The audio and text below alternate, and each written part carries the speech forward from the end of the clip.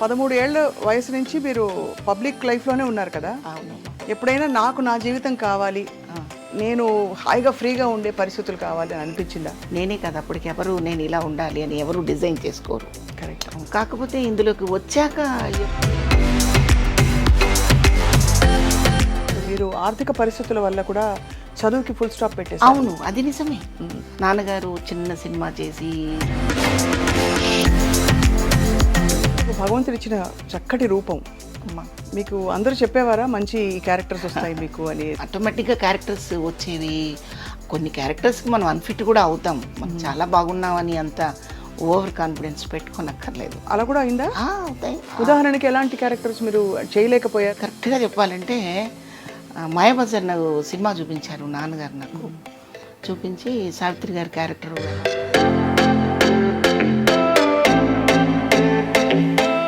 నేను చేయను.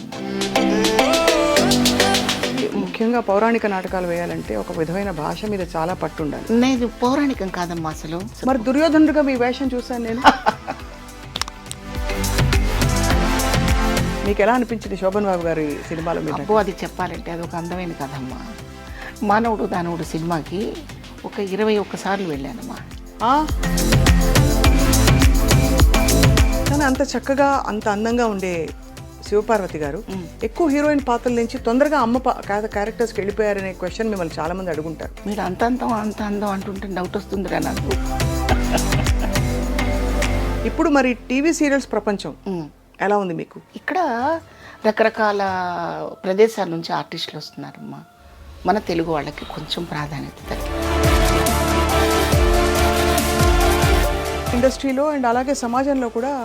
అమ్మాయిలు నిలదొక్కుకోవడానికి ఇప్పుడు కొంచెం స్వాతంత్రం వస్తుంది. కానీ ఎక్కడ వస్తుంది అంటే ఎక్కడో ఒక 20 మందిలో ఇద్దరు వచ్చి గొంతెత్తి ప్రశ్నించగలుగుతున్నారు. కానీ ప్రశ్న జవాబు దొరకట్లేదు. స్కూళ్ళల్లో జరిగేవి జరిగిపోతూ ఉన్నాయి. పసిపిల్లలని కూడా చూడకుండా దారుణాలు ఎన్ని జరిగిపోతున్నాయి.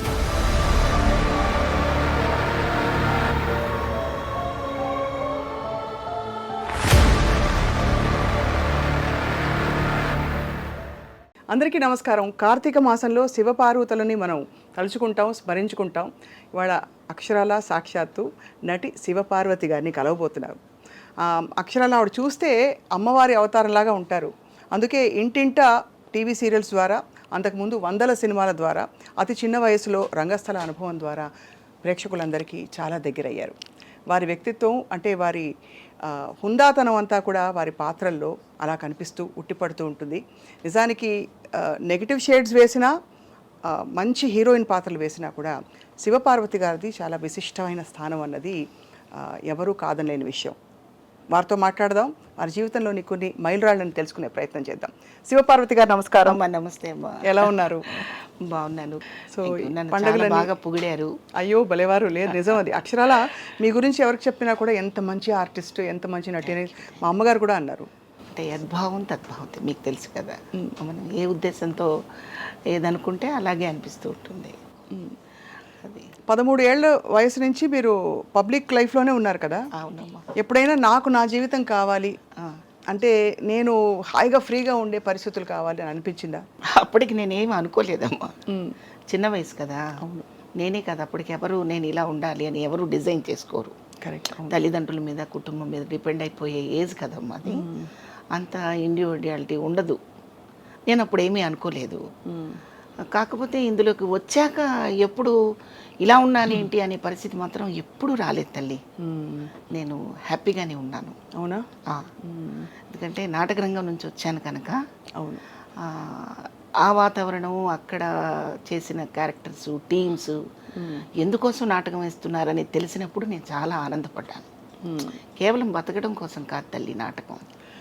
కానీ ఎక్కడో నేను విన్నాను మీరు ఆర్థిక పరిస్థితుల వల్ల కూడా చదువుకి ఫుల్ స్టాప్ పెట్టేసి. అవును, అది నిజమే. నాన్నగారు చిన్న సినిమా చేసి దాంట్లో ఆయన చేతులు కాల్చుకొని అసలు సినిమా చేసే పరిస్థితి కాదు మాది. ఆయన ఉత్సాహం, ఆయనకున్న ఇంట్రెస్ట్ అలా దారితీసింది. సో అది వద్దు, అది అవ్వదు అనుకున్న తర్వాత తెనాల్లో పుట్టి పెరగడం చేత ఆ కళాకారుల మధ్య ఉన్న ప్రోత్సాహం వల్ల నేను ఆర్టిస్ట్ని అయ్యాను.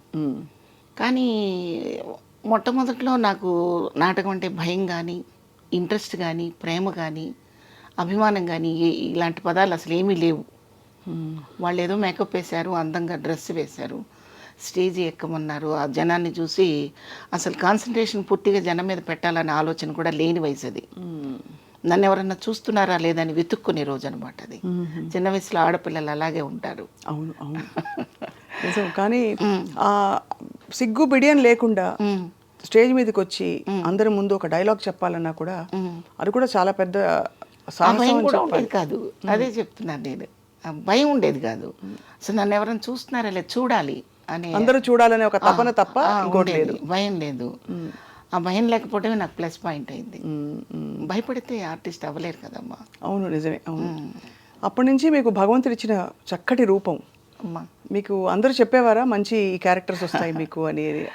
అట్లా ఏమీ లేదు, ఆటోమేటిక్గా క్యారెక్టర్స్ వచ్చేవి. కొన్ని క్యారెక్టర్స్కి మనం అన్ఫిట్ కూడా అవుతాం. మనం చాలా బాగున్నామని అంత ఓవర్ కాన్ఫిడెన్స్ పెట్టుకోనక్కర్లేదు. అలా కూడా అయిందా? అవుతాయి నాటకాలు. మనం చెడగొట్టిన పరిస్థితులు ఉంటాయి, కొన్ని క్యారెక్టర్స్ తెలియక చేతకాక.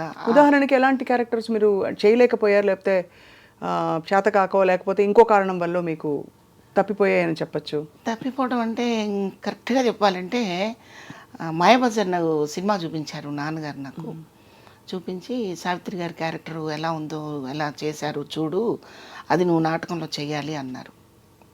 నేను చేయనన్నాను. నేనే చేయనన్నాను. కారణం ఏంటంటే ఆమెలాగా ఇంకొకరు చేయలేరు, ఆమెలాగా ఇంకొకరిని చూడలేరు. ఆ క్యారెక్టర్ అంతే అనమాట.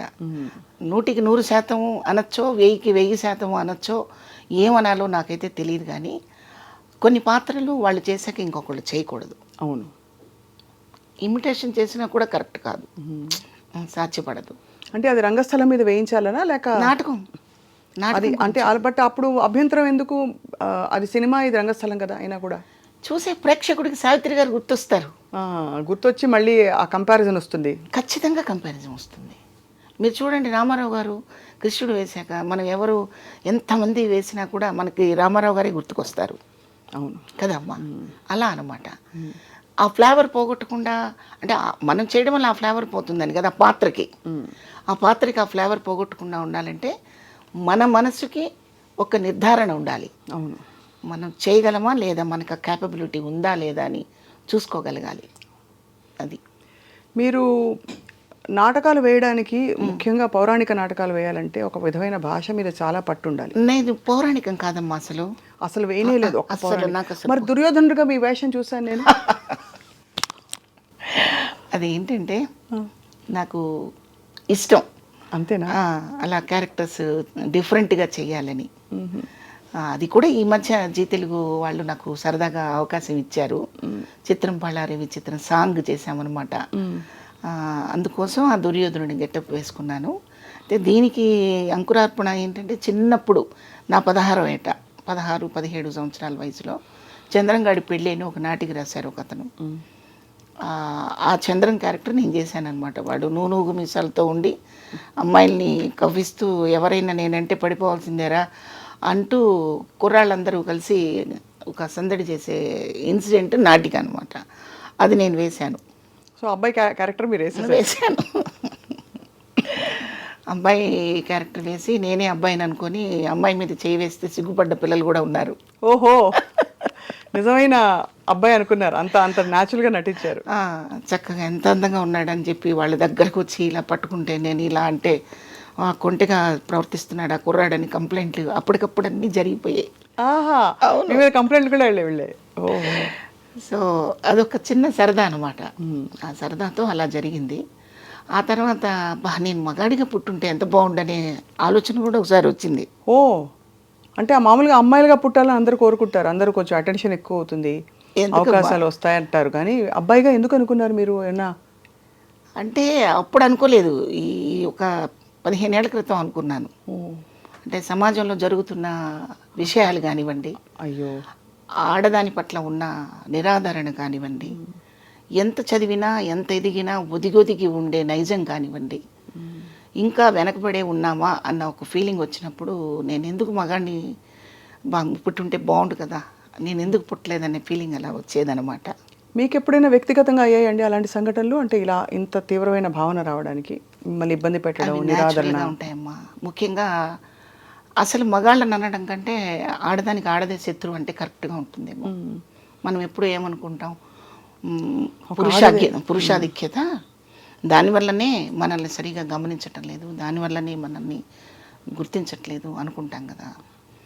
దాంతోపాటు ఆడదాని ప్రభావం కూడా మన స్త్రీ జాతి పట్ల చాలా ఉంది, ఇప్పటికీ ఉంది.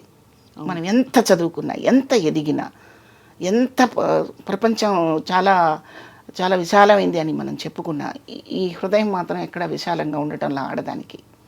ఒక పక్కన ఆడది ఎదుగుతున్నా, ఒక ఉన్నతమైన స్థితికి వచ్చినా అది సంకుచిత భావంతో చూసే స్థితిలో ఉన్నారు తప్ప అప్రిషియేట్ చేసే స్థితిలో లేరు.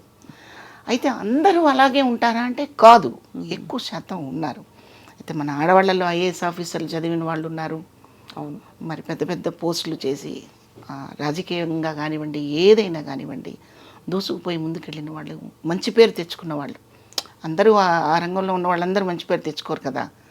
మంచిగా గుర్తింపు పొందిన వాళ్ళు ఎంతోమంది ఉన్నారు, మీకు తెలిసే విషయం. అలా చూసుకుంటే సంతోషంగా అనిపిస్తూ ఉంటుంది. ఒక సగటు మనిషిగా, సామాన్య స్త్రీగా చూస్తే బాధ అనిపిస్తూ ఉంటుంది. అంటే జీవితంలో సక్సెస్లు ఫెయిల్యూర్స్ రెండూ ఉంటాయి కదా తల్లి. అయితే ఎవరైనా అలా ఫెయిల్యూర్ అయినప్పుడు చేయూతనిచ్చి, బూస్టప్ ఇచ్చి, మాట వల్ల, వాళ్ళ చర్య వల్ల చేయూతనిచ్చే శాతం ఎప్పుడూ తక్కువగానే ఉంది. అవును. అందుకని అలా అనిపిస్తుంది. అలా అనిపిస్తుంది. కానీ అంటే మీరు ఇబ్బంది పడింది ప్రొఫెషనల్ రైవలరీ వల్ల కాదు, కాదు, వ్యక్తిగతంగా మీ జీవితంలో ఉన్న వ్యక్తిగతంగా మన సొసైటీలో మన బతుకు మనం బతుకుతున్నా, మన ప్రపంచంలో మనం దాన్ని ఉన్నతంగా బతుకుతున్నా, ఏముందిలే సినిమా వాళ్ళనో, ఏముందిలే టీవీ వాళ్ళనో, ఏముందిలే నాటకాల వాళ్ళనో, ఈ ఈ నానుడి, ఈ మాట ఎక్కడైనా అనిపించుకోకుండా తప్పలేదు. అప్పుడు నాకు అనిపించేది అనమాట, ఇలా కాకుండా అలా ఉండుంటే నేను కూడా ఐఏఎస్ ఆఫీసరో ఇంకేదో అయ్యి ఉంటే ఇలా అన్నారు కదా. అప్పుడు ఆర్టిస్ట్ అవ్వడం వల్ల కదా ఇలా అంటున్నారు, ఆడది అవ్వటం వల్ల కదా ఇలా మాట్లాడతారు అనిపించేదే తప్ప, ఆ తర్వాత నా ఆత్మస్థైర్యంతో నేను వాటన్నిటిని బయటికి నెట్టగలిగాను. కానీ మీరు మీ సినిమా ప్రయాణం చూస్తే మామూలు ప్రయాణం కాదండి. మీకు 200 పైగా సినిమాలు, అండ్ అలాగే టీవీ సీరియల్స్, ఇంకా ఒకటి కాదు, రంగస్థల అనుభవం అంతకుముందు, పెద్ద పెద్ద దిగ్గజాలతో నటించే అవకాశం, ఇవన్నీ పెట్టుకుని కూడా మీకు కూడా ఇబ్బందులు అయ్యాయంటే అర్థం కాదు చాలా మందికి. ఇబ్బందులు అంటే అమ్మా, నేను అనేది పరిశ్రమ వల్ల కాదు, టోటల్గా మనం ఒక సొసైటీలో ఉంటాం కదా, ఎక్కడో ఒక చోట నివాసం ఉండాలా? అవును, ఉంటాం కదా. అవును, అక్కడ అది తెనాలి కావచ్చు, గుంటూరు కావచ్చు, హైదరాబాద్ కావచ్చు, ఇంకేదైనా కావచ్చు, హైదరాబాద్లో ఏదే ఒక ప్లేస్ కావచ్చు. ఒక మనిషి ఎదుగుదలని చూసి అప్రిషియేట్ చేసేదానికంటే క్రిటిసైజ్ చేసేవాళ్ళు ఆడవాళ్ళలో ఎక్కువ శాతం ఉన్నారు. కరెక్ట్. ఇది వద్దు అంటాను నేను. నాట్ ఓన్లీ ఆర్టిస్ట్ గురించి కాదు నేను చెప్తున్నది, అందరి ఒక ఫ్యామిలీలో ఏదైనా వాళ్ళ ఫ్యామిలీలో ఏమైనా డిస్ప్యూట్స్ రావచ్చు, డైవర్స్ తీసుకోవచ్చు, కావాలని ఆ భర్తతో దూరంగా ఉండే పరిస్థితులు రావచ్చు, ఉండాల్సిన పరిస్థితులు. నిజంగా సమస్య తెలుసుకొని ప్రోత్సహించకుండా ఆ భర్తని వద్దనుకున్నా, లేదా కొన్ని సమస్యల వల్ల పిల్లల్ని తన కష్టంతో బతికించుకుంటున్నా కూడా చిన్న చూపు చూసే పరిస్థితులు మనం ఎక్కువ చూస్తున్నాం. అవును, అది నేను మాట్లాడుతున్నాను. అది కరెక్టే. చాలా అది మీరు మదన పడి ఉంటారు, ఇబ్బంది పడి ఉంటారు చాలా విధాల. కానీ ఓవరాల్గా శివపార్వతి గారు, అమ్మా, మీ ప్రయాణం మీకు సంతృప్తిని ఇచ్చిందా? సంతృప్తిగానే ఉందమ్మా, హ్యాపీగా ఉందా? ఎందుకంటే చిన్నప్పటి నుంచి నా మనస్తత్వం ఏంటంటే, మనం నడిచి వెళుతున్నప్పుడు రోడ్డంతా సాఫీగా ఎప్పుడూ ఉండదు. ఒక్కోసారి ఏవో తగులుతుంటాయి కాళ్ళకి, వాటిని నెట్టేసి వెళ్ళిపోవాలి. కానీ దాని గురించి పెద్ద భూతద్దంలో చూపించి అలవాటు లేదు నాకు. ఎవరు మీకు అండాదండ? అంటే మీరు సినిమా పరిశ్రమలోకి వచ్చాక, ఇది కొత్త పరిశ్రమ, ఇక్కడ ఎంత నాన్నగారికి ఒక సినిమా తీసిన అనుభవం ఉన్నా కూడా మీకు ఎవరు వెన్నంటే ఎవరు ఉండేవారు? మీతో కూడా ఎవరు ఉండేవారు? నాతో కూడా ఉన్నది మా అమ్మ, మా నాన్నగారే. బట్ సినిమా ఇండస్ట్రీకి వచ్చాక సంపూర్ణంగా పరుచూరి బ్రదర్స్. అవును, అది వాళ్ళు మిమ్మల్ని చూసి గుర్తించారు. మీ సంపూర్ణంగా పరుచూరి బ్రదర్స్ వాళ్ళు నాకు తండ్రి అనుకుంటే తండ్రి, అన్న అనుకుంటే అన్న, గురువు అనుకుంటే గురువు. సంపూర్ణంగా వాళ్ళ అండదండలు, వాళ్ళ ప్రోత్సాహం అన్నీ ఉన్నాయి నాకు. ఎంటైర్ ఫ్యామిలీ వాళ్ళిద్దరు ఒకటే అని కూడా నేను చెప్పలేను. బుజ్జమ్మ గారు కానివ్వండి, పరచూరు గోపాలకృష్ణ గారి మిస్సెస్ బుజ్జమ్మ గారు కానివ్వండి, వెంకటేశ్వరరావు గారి ఫ్యామిలీ కానివ్వండి, వాళ్ళ పిల్లలు అందరూ కూడా ఆర్టిస్టుతో పాటు నా వ్యక్తిత్వాన్ని కూడా గౌరవించగలిగిన పరిస్థితి నేను ఏర్పరచుకున్నాను. సో వాళ్ళ ప్రోత్సాహం ఎప్పుడూ ఉంది. ఇక ఇండస్ట్రీకి వచ్చాక నాకు వేషం ఇచ్చిన ప్రతి డైరెక్టరు, ప్రొడ్యూసరు కూడా నన్ను ప్రోత్సహించారని చెప్పాలి కదమ్మా. అవును, నిజమే కదా. ఎందుకంటే నేను ఫస్ట్ టైం యాక్ట్ చేస్తున్నప్పుడు వాళ్ళ దగ్గర నా వైఖరి తెలియదు, నేను ఎంత బాగా చేస్తానో ఎంత బాగా చెడగొడతానో రెండూ తెలియదు. ఒక కాన్ఫిడెన్స్తో క్యారెక్టర్ ఇచ్చినప్పుడు అది ఎంకరేజ్ చేసినట్టే కదా. అది ఎర్రమల్లెలే ఫస్ట్ కదా మ్యామ్ మీది? ఎర్రమల్లెలు ఎర్రమల్లెలే ఎర్రమల్లెలే ఫస్ట్ అవుతుంది. దాని తర్వాత సప్తపరి చేశారు. అది చిన్న వేషాలు అందులో, అంటే 2 సీన్లు 3 సీన్లు ఉండే వేషాలు. కానీ మీకు మంచి గుర్తింపు వచ్చింది మాత్రం శోభన్ బాబు గారితో కలిసి సర్పయాగం సినిమా. అప్పటికి పరశుర్ బ్రదర్స్ వాళ్ళు పరిచయం చేయబట్టే కదా మీరు. అసలు వాళ్ళు పరిచయం చేయకపోతే నేను లేనమ్మా, అసలు నేను లేను, నేను ఎవరో తెలీదు. ఇప్పుడు మీరు చెప్పే ఎర్రమల్లెలు సప్తపది కూడా నేను తెనాల్లో ఉండి నా నాటకాలు నేను వేసుకుంటూ నా బిజీలో నేను ఉండి మధ్యలో ఎప్పుడో ఒక 6 నెలలకు, ఒక సంవత్సరానికో వాళ్ళు పిలిస్తే ఒక వేషం వేసి రావడమే తప్ప ఫుల్ కాన్సన్ట్రేషన్ దీని మీద పెట్టింది లేదు. నేనంటూ హైదరాబాదు వచ్చి ఇక్కడే నివాసం ఉండి ఇక్కడ క్యారెక్టర్స్ చేస్తూ ఉండటం కోసం వచ్చిన అవకాశం ఇచ్చింది మాత్రం పరచూరి బ్రదర్స్. అప్పట్లో మీకు ఇంట్లో కానీ ఎక్స్టెండెడ్ పెద్ద కుటుంబాలు ఉన్నప్పుడు పెద్దలు చాలామంది ఉంటారు, పిన్నులు, అత్తలు, వాళ్ళందరూ ఎప్పుడు ఆపలేదా మిమ్మల్ని సినిమా ఇండస్ట్రీకి ఎందుకు మనకి అవసరం లేదు? ఆపకపోవడం కాదు, అసలు వాళ్ళకు చిన్న చూపు. ఓహో, నాటకాలు అంటే చిన్న చూపు, సినిమా అంటే ఏదో సినిమాల్లోకి వెళ్ళిపోతున్నారు, అక్కడ ఏదో జరిగిపోతుంది అనే ఒక అవును ఆ రోజుల్లో ఉండేది కూడా. ఇది 70వ 80వ దశకాల్లో బాగా ఇంకా ఎక్కువ ఉండేదని అంటూ ఉంటారు. కాబట్టి మీ కుటుంబం ఎలాంటి కుటుంబం శివపార్వతి గారు? బాగా ట్రెడిషనల్గా ఉండేవారా లేక కొంచెం అభ్యుదయ భావజాలం ఉండేవాళ్ళ? అలా ఏం కాదు. అమ్మ అన్ఎడ్యుకేటెడ్, అమ్మకు అసలు ఏమీ తెలియదు. నాన్న చదువుకున్నారు, నాన్న ఆర్టిస్టు, బాగా పాడతారు, బాగా పాడేవారు. ఆయనకి నాటకాలంటే ఇంట్రెస్ట్. అది పూర్తి ట్రెడిషన్, అంత పకడ్బందీగా అలాగా ఏమీ లేదు. ఆమెకు అసలు ప్రపంచమే తెలియదు ఆమెకి. మేము 7 పిల్లలను పుట్టామనేది ఆశ్చర్యంగా అనిపిస్తుంటుంది నాకు ఒక్కొక్కసారి అమ్మ గురించి గుర్తు చేసుకుంటే. చాలా చిన్న ఫ్యామిలీ, ఫైనాన్షియల్గా కూడా మేమేదో పెద్ద ఎదిగి అంత స్థిరంగా ఉన్న వ్యక్తులమేం కాదు. ఓ చిన్న, అంటే ఉండడానికి ఇల్లు, బతకడానికి చిన్న వనరులు ఉన్న ఫ్యామిలీయే తప్ప వెల్ సెటిల్డ్ అని చెప్పే అంత ఏం కాదు. అలా అనమాట. ఎంతమంది అక్క చెల్లెళ్ళు మీరు? ఇద్దరు. అండ్ ముగ్గురు బ్రదర్స్. సో అయితే మీరు మొత్తం 5గురికి మీరు అంటే దాదాపు అని చెప్పారు. 7గురిలో 2 వెళ్ళిపోయారు. ఎప్పుడు? చిన్నప్పుడే? చిన్నప్పుడు. మేము 5 ముగ్గురు బ్రదర్స్ ఉన్నారు. అసలు పెద్ద పెద్ద కుటుంబాల్లో ఎన్ని జరిగిపోతూ ఉంటాయండి కళ్ళ ముందు, అర్థం కాదు కదా. అవి మొత్తం అంటే దాన్ని జీర్ణించుకునే లోపు ఇంకోటి ఏదో కొత్త సమస్య, సవాలు, పని, ఒత్తిడి, ఇవన్నీ ఎలా జీవితం, మీ బాల్యం, మీ యవ్వనం అంతా అందులోనే కొనసాగిపోయింది. పెద్ద కుటుంబాల్లో ఏముందిలేమ్మా, మాలాంటి చిన్న కుటుంబాల్లో కూడా ఎన్నో జరుగుతూ ఉంటాయి. అవి ఆపలేము. అంటే అది బుద్ధిని బట్టి, సంస్కారాన్ని బట్టి ఉంటుంది. ఉదాహరణకి మా మదరు చనిపోయి రేపు వచ్చే ఫిబ్రవరికి 2 years అవుతుంది. 2 years. అయితే సమాజం ఎలా ఉంది అంటే డబ్బు వల్ల మనసు ఎదగదు, డబ్బుతో సంబంధమే లేదు. మనిషి ఎదగాలి, మనసు ఎదగాలి.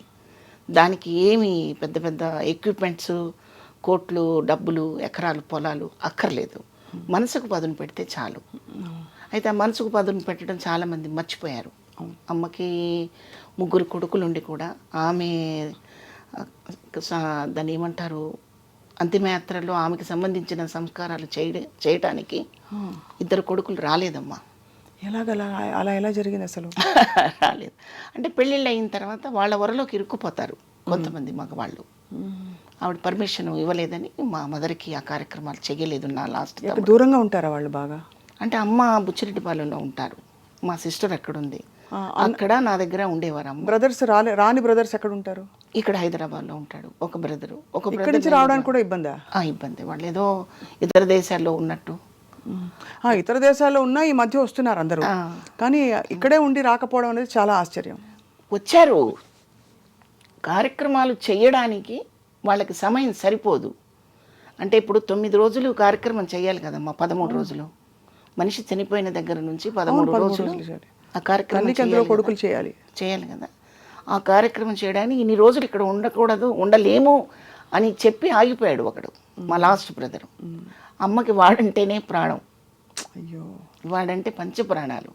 అలా కొట్టుకులాడుతుండేది.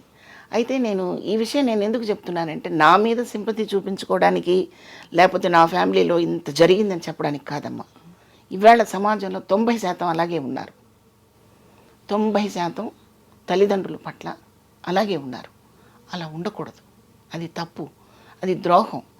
బయటకు వచ్చినప్పుడు మనం చక్కగా నీట్గా అలంకరించుకొని చాలా ఖరీదైన మనుషుల తిరిగినంత మాత్రాన ఖరీదు అవరు. ఖరీదైన పనులు చేయాలి, విలువిచ్చే పనులు చేయాలి, మన విలువను పోగొట్టుకోకూడని పనులు చేయాలి. మన మోరల్స్, మన కుటుంబ సంబంధాలు, బంధాలు, అనుబంధాలు ఇవన్నీ ఎప్పుడు పదిలంగా కాపాడుకోవాలి.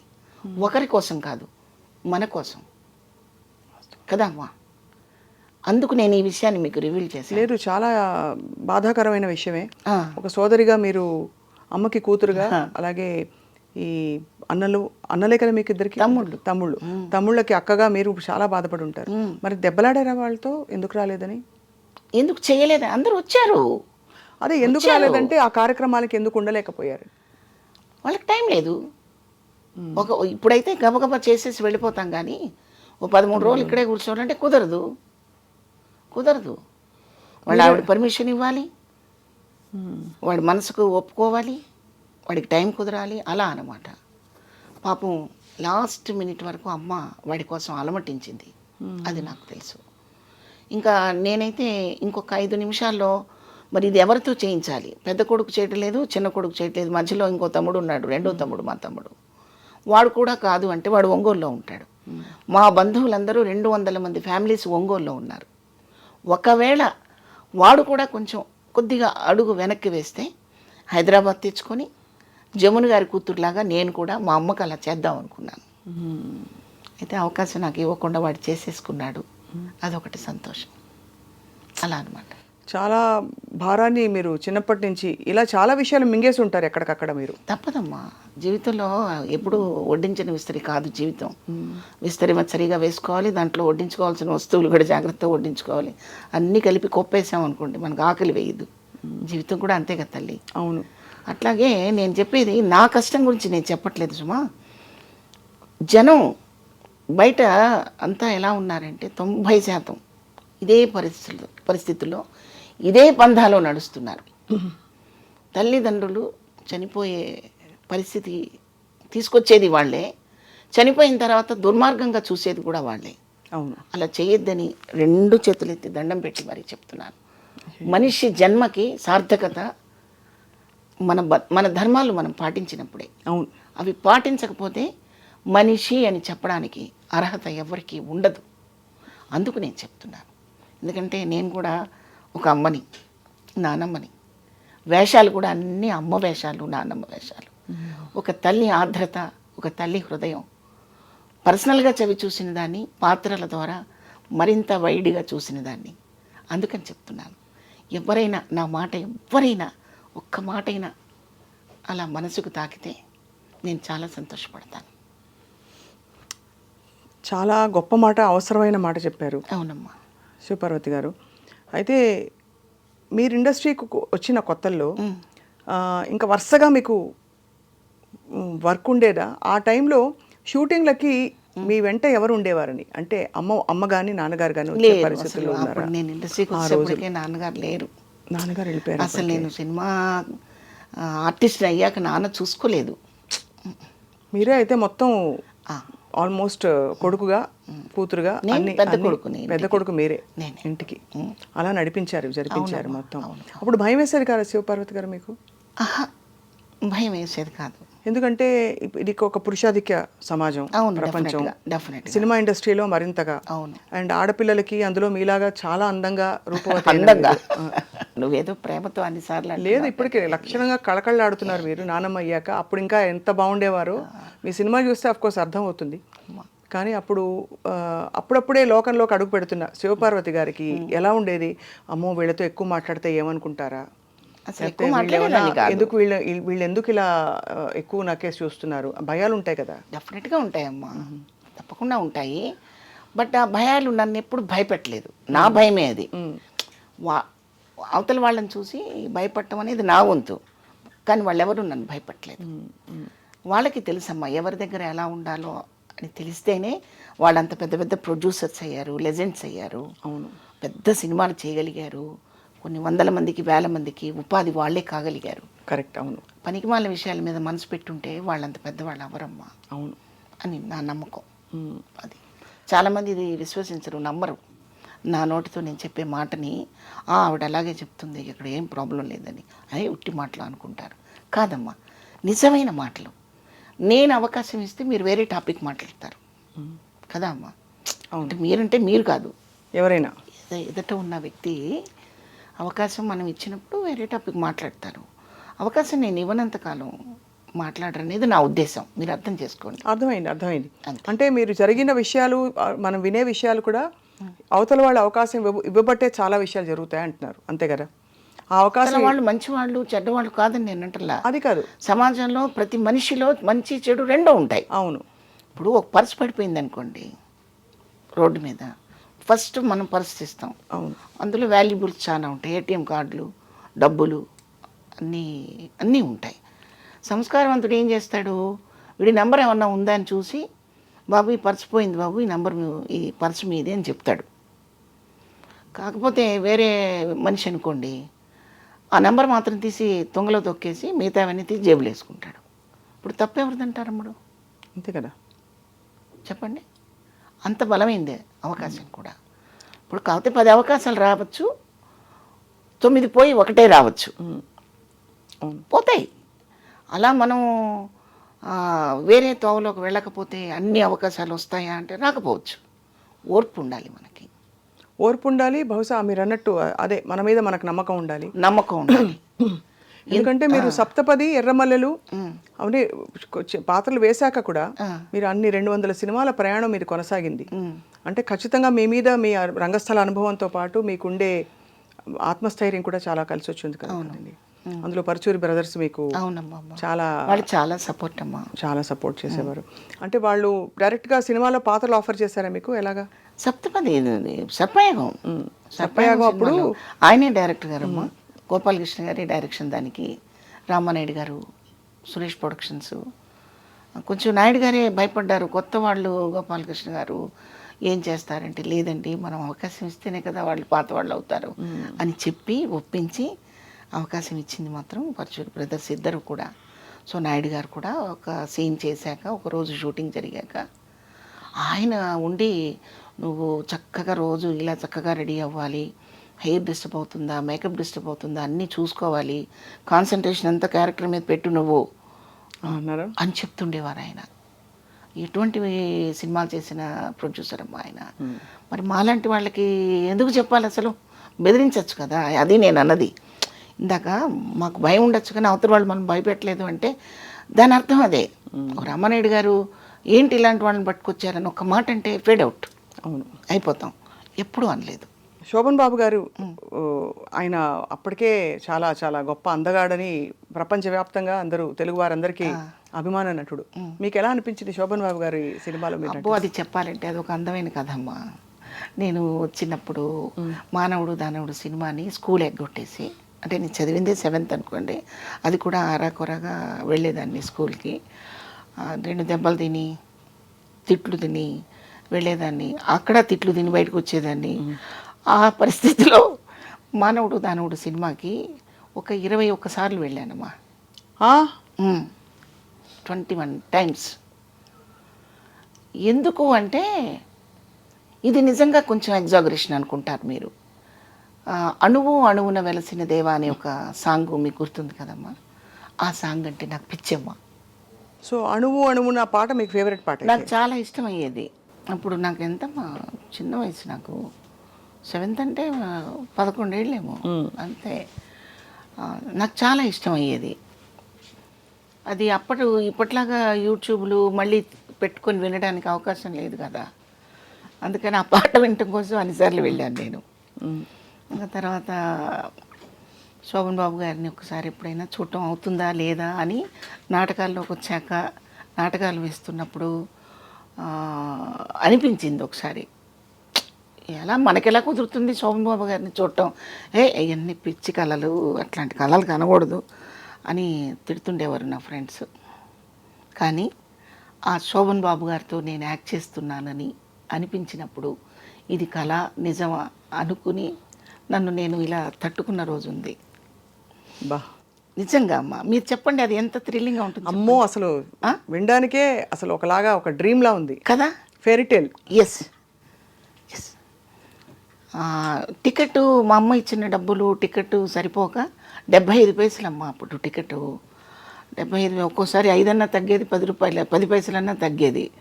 వాడికి ఏవో కబుర్లు చెప్పి రోజు వస్తున్నాను కదా రేపు ఇస్తాను ఈ 10 రూపాయలు 10 పైసలు అని చెప్పి టికెట్ తీసుకుంటే వాడు జాలీగా చూసి టికెట్ చేసి పెట్టేవాడు. రాను వాడు టికెట్ లేకుండా పంపించే స్థితికి వచ్చాడు. మీ అభిమానం తట్టుకోలేక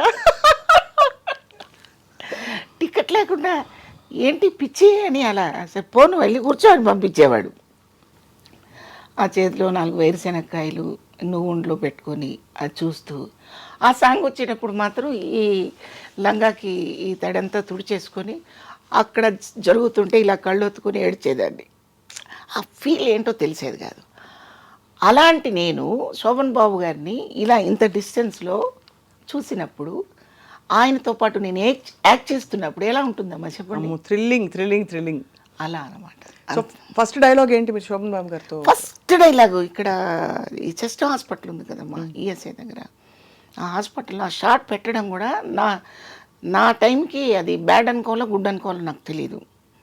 చక్కగా ఇలా కెమెరా స్టాండ్ చేసి పెట్టి చెప్పిన కాదు, ఈ ఒక స్టేర్ కేసు నుంచి ఎక్కి ఆ స్టేర్ కేసు నుంచి దిగి ఆయన్ని ట్రేస్ చేసి పట్టుకొని నా బిడ్డని మీరు ఎలాగైనా బతికించాలి డాక్టర్ గారు, ఎన్ని కోట్లైనా పర్వాలేదని చెప్పి మీ కాళ్ళు పట్టుకుంటానని నేను పరిగెడుతూ చెప్పే డైలాగ్ అది. ఆ డైలాగ్ నేను ఎక్కడో ఆగిపోతున్నాను ప్రతిసారి. ఆగిపోతుంటే అన్ని లైట్లన్నీ ఆపేశారు, నాకు టెన్షన్ వచ్చేసింది. ఆయన దగ్గరికి పిలిచి ఇలా షోల్డర్ మీద చేయి వేసి, ఏది ఫ్రీగా ఇచ్చిన టికెట్తో సహా నేను వెళ్ళి చూసి వచ్చిన శివపార్వతిని ఆయన ఇలాగా షోల్డర్ మీద చేయి వేసి, ఎందుకు టెన్షన్ పడుతున్నామ్మా నువ్వు అన్నారు. తెలియదండి, పరిగెడుతుంటేనేమో ఇది గస వస్తుంది, మీరు అనేది నాకు ఊహించలేకపోతున్నాను, భయం వేస్తుంది, డైలాగ్ మర్చిపోతున్నాను అని. అంటే ఇక్కడ ఒక అక్షరం పోయినా ఎవ్వరు ఇక్కడ అదే అక్షరం పలకలేదని అడిగే షాట్ కాదు ఇది. మీరు ఒకటే గుర్తుపెట్టుకోండి అమ్మా, మీ బిడ్డకి బాగాలేదు, డాక్టర్ని ప్రాధాయపడుతున్నారు, మీరేం చెప్పాలో చెప్పేసేయండి అన్నాడు. ఇంకా తర్వాత ఒకటే షాట్లో ఓకే అయిపోయింది అది. అబ్బా, ఏం చెప్పారు చెప్పరా ప్లీజ్? అదే చెప్పాను అక్కడ. డాక్టర్ గారు ఒకసారి డాక్టర్ గారు డాక్టర్ గారు అంటూ వెంటబడి పరిగెత్తుకుని వెళ్ళి, ఎన్ని కోట్లైనా ఇస్తాను డాక్టర్ గారు, నా బిడ్డను బతికించండి డాక్టర్ గారు, ప్లీజ్ డాక్టర్ గారు, ప్లీజ్ డాక్టర్ గారు అంటుండగా షార్ట్ అయిపోయింది. ఈ షార్ట్ అవ్వగానే నాగేష్ గారు వచ్చి అప్రిషియేట్ చేశారు ఫస్ట్. ఆయనంత మహానుభావుడో చెప్పండి. ఆయన నా నుదురు మీద ముద్దు పెట్టేసుకొని ఎంతో తబ్బిబ్బైపోయి, ఎంత మంచి ఆర్టిస్ట్ నాయుడు గారు అంటే ఉట్టిదే. వాళ్ళు చేసిన క్యారెక్టర్లో నేను ఏముంది అక్కడ చేసింది చిన్న షార్టు. ఇది నేను ఎందుకు చెప్తున్నానంటే, ఒక మొక్క ఎదగడానికి రోజు నీరు పోయటము, దాన్ని కాపాడటం ఎంత పదిలంగా మనం చూస్తామో, ఒక ఆర్టిస్ట్ ఎదుగుదలకి అటువంటి మహానుభావులందరూ కూడా చక్కగా వాళ్ళ ప్రోత్సాహాన్ని అందించి ఒక్కొక్క మెట్టు ఎక్కించడానికి దోహదపడతాయన్నమాట. ఒకటి నాయుడు గారు విసుక్కున్నా, శోభన్ బాబు గారు విసుక్కున్నా, గోపాలకృష్ణ గారు విసుక్కున్నా కొంచెం ఇదైపోయారు, అయిపోతాం. నాగేష్ గారు ఎక్కడండి ఇది తలకాయ నొప్పి, ఇంత పెద్ద షాట్ పోయిందండి, కంపైపోయింది అని అంటే నేను ఎప్పుడో వెళ్ళిపోయేదాన్ని తెనాలి. నేను అందుకని వాళ్ళని ఇప్పుడు గుర్తు చేసుకుంటున్నాను. నిజంగా మహానుభావులు వాళ్ళు. మాతో పాటు పక్కన ఆర్టిస్ట్ కూడా పంచభక్ష పరమాన్నాలు తినాలని కోరిక గోపాలకృష్ణ గారికి రావటం, పరచూరు బ్రదర్స్కి. ఆ కోరికని ఒక రామానాయుడు గారు, దాసరి గారు, నారాయణమూర్తి గారు ఎంతోమంది గొప్ప గొప్ప డైరెక్టర్స్, ఆర్టిస్టులు వీళ్ళందరూ కూడా గమనికతో ఉండడం అనేది చాలా గొప్ప విషయం. వెరీ గుడ్ ప్లాట్ఫామ్ అనమాట అది మాకప్పుడు. చాలా బ్యూటిఫుల్. అంటే మీకు అన్ని అమరినట్టు భగవంతుడి ఈ నిర్ణయం అంటారా ఇవన్నీ? ఖచ్చితంగా అమ్మా. అంటే మీరు అంత నమ్ముతారా మీరు అని? నమ్ముతానమ్మా, బాగా నమ్ముతాను, బాగా నమ్ముతాను. మనం చేసే పనులు మనకెప్పుడు మనల్ని బ్లెస్ చేస్తాయమ్మా. కాకపోతే మీలాగా ఎదురుకుండా నాకు ఇలా దేవుడు కనిపించకపోవచ్చు, మీతో ఏదో మంచి పని మాత్రం నాకు చేయిస్తాడు. ఏదో అదే ఒక నమ్మకం. అలా భగవంతుడు ఏ మార్గంలో ఎప్పుడు రావాలో అది అలా మనకు మీకు అనేక తెలీదు. సందర్భాల్లో స్ఫురించి మీకు అలా దేవుడు దయ వల్ల అది జరిగింది. ఇప్పుడు గోపాలకృష్ణ గారిలో ఆ భావన కలిగించింది దేవుడు, కానీ దేవుడు నాకు కనిపించడు. అంతే కదా. ఒక స్టేజ్ ఆర్టిస్టులు వీళ్ళు 30 మంది ఆర్టిస్టుని సెలెక్ట్ చేసుకున్నారమ్మ మా అప్పుడు వాళ్ళు. వీళ్ళందరూ తెలంగాణ శకుంతల, నేను, రఘునాథ్ రెడ్డి, జయప్రకాష్ రెడ్డి, చింతన్ దేవనాథ్ గారు అని ఇంకొక ఆర్టిస్ట్ ఉన్నారు. కొంతమంది బయటికి రాలేకపోయారు, కొంతమంది అదృష్టవశాత్తు చేసుకున్నారు. నేను ఈ రోజుకి మీ కంటికి కనపడుతున్నానంటే నిజంగా వాళ్ళు ఇచ్చిన బ్లెస్సింగ్స్ ఎంత గొప్పవి అనేది నేను ఇక్కడ చెప్పాలి. అట్లా. కానీ అంత చక్కగా అంత అందంగా ఉండే శివపార్వతి గారు ఎక్కువ హీరోయిన్ పాత్రల నుంచి తొందరగా అమ్మ క్యారెక్టర్స్కి వెళ్ళిపోయారనే క్వశ్చన్ మిమ్మల్ని చాలా మంది అడుగుంటారు. మీరు అంత అందం అంటుంటే డౌట్ వస్తుందిరా నాకు. ఎందుకంటే ఆ రోజుల్లో కావాల్సిన దేవిక గారిలా ఉంటారు మీరు అని చాలా మంది చెప్పుంటారు మీకు. గురుగారే చెప్పారు. గోపాలకృష్ణ గారి మిస్సెస్ ఇంట్లో వాళ్ళందరూ అలా అనుకుని నన్ను సెలెక్ట్ చేశారు. అంటే అప్పట్లో తెలుగు అమ్మాయి చక్కగా పొందిగ్గా ఉండే అమ్మాయి అంటే ఆ లక్షణాలన్నీ మీలో ఉన్నాయి. ఎందువల్ల అమ్మ క్యారెక్టర్స్కి వెళ్ళిపోయారు తర్వాత? క్యారెక్టర్స్ రోల్స్ ఎందుకు వచ్చాయి మీకు హీరోయిన్ క్యారెక్టర్స్ తర్వాత? ఆ రోల్స్ అంటే నాకు పర్చుల గోపాలకృష్ణ గారు నాకు ఫస్ట్ డేనే నాకు బ్రెయిన్ వాష్ చేశారు. నువ్వు ఇష్టంగా చేస్తున్నావు ఈ క్యారెక్టర్ అని ఓ రోజు కోపడ్డారు. అంటే నేను హీరోయిన్గా చేశాను కదా గురువుగారు అని ఒకరోజు నసగడం జరిగింది సెట్లో. చాలా పొరపాటు పడుతున్నావు నువ్వు, ఒకసారి మదర్ క్యారెక్టర్ వేస్తే నువ్వు ఉన్నంత వరకు వేయచ్చు వేషాలు. హీరోయిన్ అంటే కొంతకాలం చేసి తర్వాత ఫేడ్ అవుట్ అయిపోతావు. ఆ తర్వాత రీఎంట్రీలు గోళ గందరగోళం ఉంటాయి. ఏది ఒక స్టాండర్డ్ వచ్చిన హీరోయిన్ అయితే మళ్ళీ ఆ స్టాండర్డ్ రాకుండా 2 సినిమాలు చేసి పక్కెళ్ళిపోయావు అనుకో, ఎవరు పట్టించుకోరు. కాబట్టి ఈ రూట్ బెటర్ అని చెప్పారు. ఇది బెటరు, నువ్వు చక్కగా వేయి. నీకు ఇప్పుడు 29-30 సంవత్సరాలు, అంటే ఇప్పుడు ఈ పరిస్థితికి నేను వచ్చి 30 years అయిపోతుందమ్మా. అంటే 30 years బ్యాక్ సంగతి నేను చెప్తున్నాను. సో నీకు ఎంతో స్పాన్ ఉంది, చక్కగా చేసుకోవచ్చు అని చెప్పినప్పుడు నాకు నిజమే అనిపించింది. నేను ఆ నాటిక పరుచూరి రఘుబాబు స్మారక కళా పరిషత్కి నేను అప్లై చేసిన నాటిక కూడా ఒక retired school master wife character. ఇది నా క్యారెక్టరు. పిల్లలు మోసం చేసి తల్లిదండ్రుల్ని చీట్ చేసిన పాత్రలు మావి నేను చేసిన నాటికలో.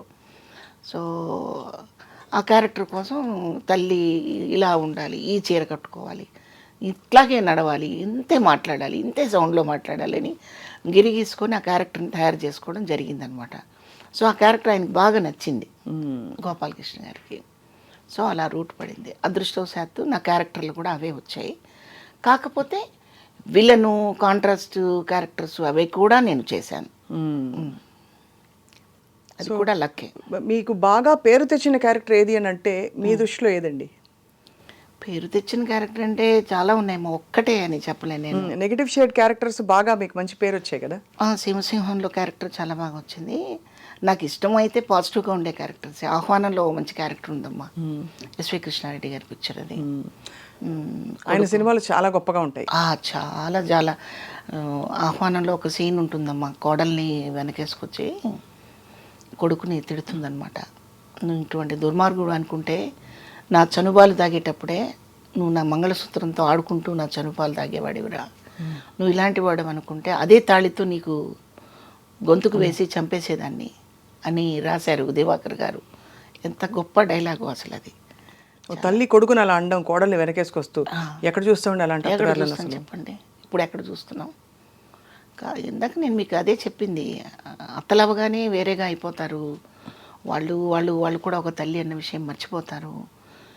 ఈ స్టేజ్, ఒక స్టేజ్ దాటగానే వాళ్ళ పాత్రని మర్చిపోతున్నారు. అది చేయకూడదు ఆడది ఎప్పుడు. అవును, కరెక్ట్. ఏ స్టేజ్లోనైనా అంటే భార్య, తల్లి, అత్త, కోడలు, కూతురు ఇవన్నీ మనం అనుభవించే పాత్రలే కదా. కానీ ఒక్కొక్కసారి ఒక్కొక్క రకంగా ఎందుకు ఉండాలి, మన నేచర్ ఎలాగ మార్చుకుంటాము కానీ మారిపోతున్నాయి. మారిపోవటం వల్లనే సమాజంలో యుద్ధాలు, విడాకులు, గందరగోళాలన్నీ జరుగుతున్నాయి. అందుకని ఆడదానికి ఆడది శత్రువు అని మొదటిగా మీకు చెప్పడం జరిగింది. అదే అక్కడి నుంచి మొదలైంది. మీరు ఏమన్నా కష్టాలు పడ్డారా శివపార్వతి గారు, అంటే ఒక కుటుంబ పరిస్థితుల్లో? డెఫినెట్గా ఇప్పుడు మా ఫాదర్ తర్వాత కుటుంబం అంతా నేనే భుజాన్ని వేసుకున్నాను. అమ్మని, పిల్లలని, అంటే నా తమ్ముళ్ళని అందరినీ నా పిల్లలు అనుకుని పెంచడం. సో మీరు సంపాదించి ఇంటికి తెచ్చి పెట్టేవారు మొత్తం? పెట్టకుండా ఎలా పెరుగుతారమ్మా? అవునా, అది పెద్ద బాధ్యత కదా. బాధ్యత అండి, ఇందులో సిగ్గుపడటానికి బాధపడే విషయాలు ఏం కాదు, గర్వపడాలి, ప్రౌడ్గా చెప్పాలి. అవును. ఎందుకంటే ఈరోజు చాలామంది బాధ్యత లేకుండా బతుకుతున్నారు. బాధ్యతతోనే బతకాలి. మనది భారతదేశం.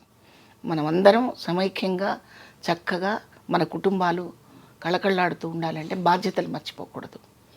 వేరే పోకడల మీద ఎక్కువ కాన్సన్ట్రేట్ చేయకూడదు. అవును.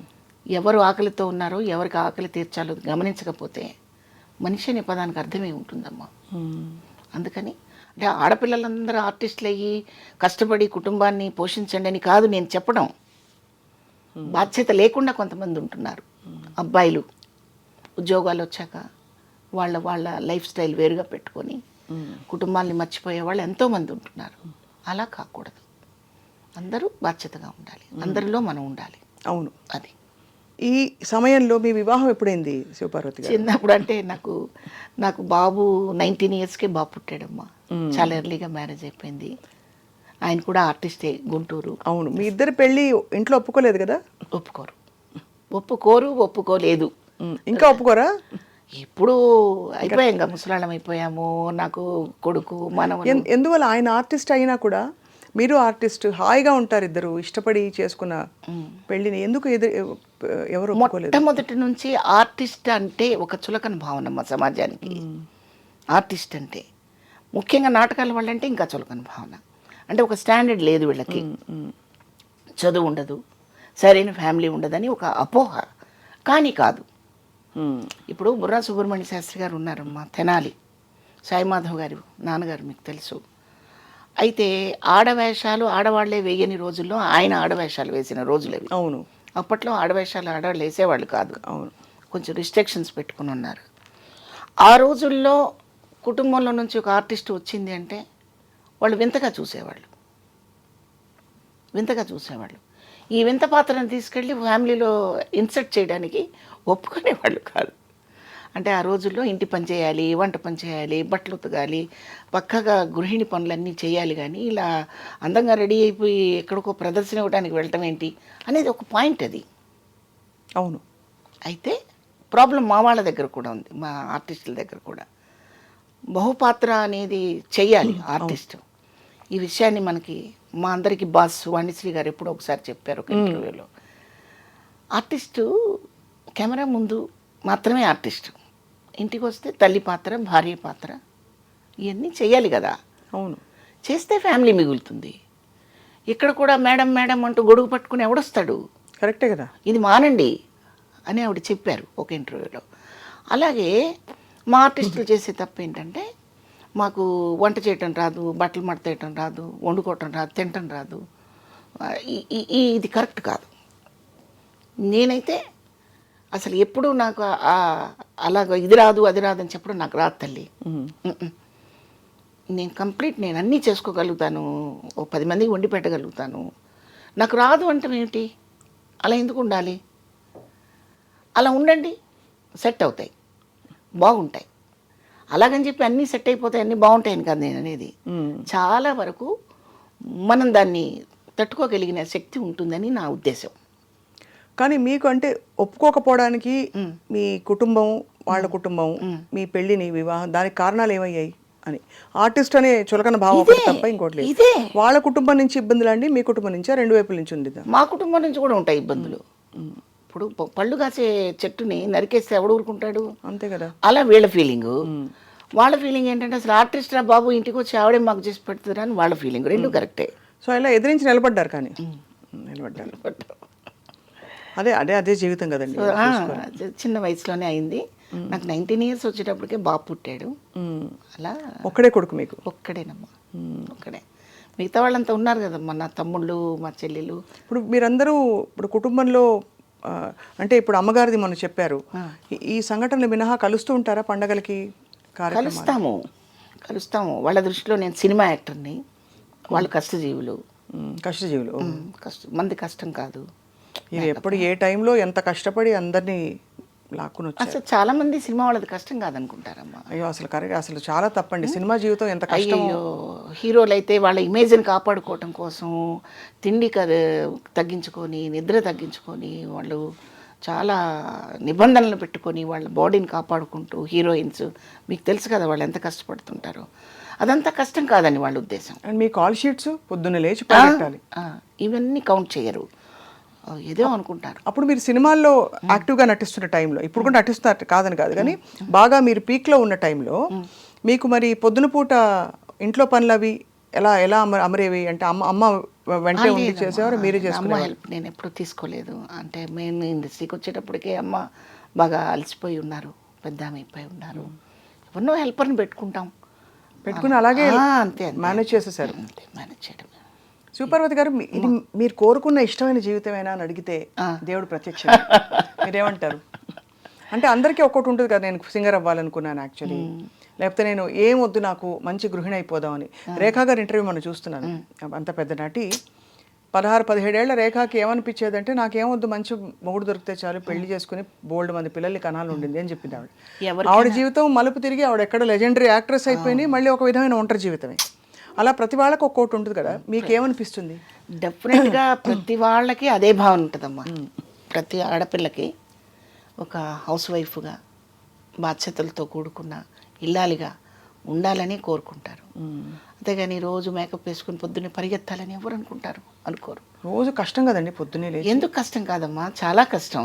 కానీ ఈ కష్టాన్ని ఫ్యామిలీ మెంబర్స్ గుర్తించకపోవడం దురదృష్టం, చాలా దురదృష్టం. అది దురదృష్టం. ఇప్పుడు మా హస్బెండ్ తరపు నుంచి మా మరుదులు కానివ్వండి, వాళ్ళు కానివ్వండి, మేము పెద్దవాళ్ళం అయిపోయాక ఏదో క్షమించేసి అప్పుడప్పుడు రాకలు పోకలు గడుస్తూ ఉన్నాయి తప్ప, మనస్ఫూర్తిగా ఆర్టిస్ట్కి తలుపులు అలా తెరిచి ఉంచిన దాఖలాలు అన్యాయం అది లేవు. అయితే కొన్ని పొరపాట్లు మన వైపు నుంచి కూడా ఉన్నాయి, మీకు నేను చెప్పాను కదా. అవును, మన వైపు నుంచి కూడా కొన్ని నిబంధనలు, కొన్ని పద్ధతులు పాటించకుండా ఉండడం మాత్రం జరుగుతూ ఉంది. అందరూ అలా ఉండరు, అందరినీ అలా అనుకోక్కర్లేదు. మనకి చాలామంది ఉన్నారు అలాగా. మనకి అంజలీదేవి గారు, వాళ్ళందరినీ తీసుకోండి, భానుమతి గారు, వాణిశ్రీ గారు, వాళ్ళ లైఫ్లో వాళ్ళ ఫ్యామిలీలు, పిల్లలు, సంసారాలు లేవా వాళ్ళకి? చెప్పండి, ఉన్నారు. ఎక్కడో కొన్ని జరిగిన పొరపాట్లను తీసుకొచ్చి చెడునైతే బాగా స్ప్రెడ్ చేసి మాట్లాడతాం కానీ మంచిని మాట్లాడరు కదా. అవును, అది నిజం మీరు అన్నది.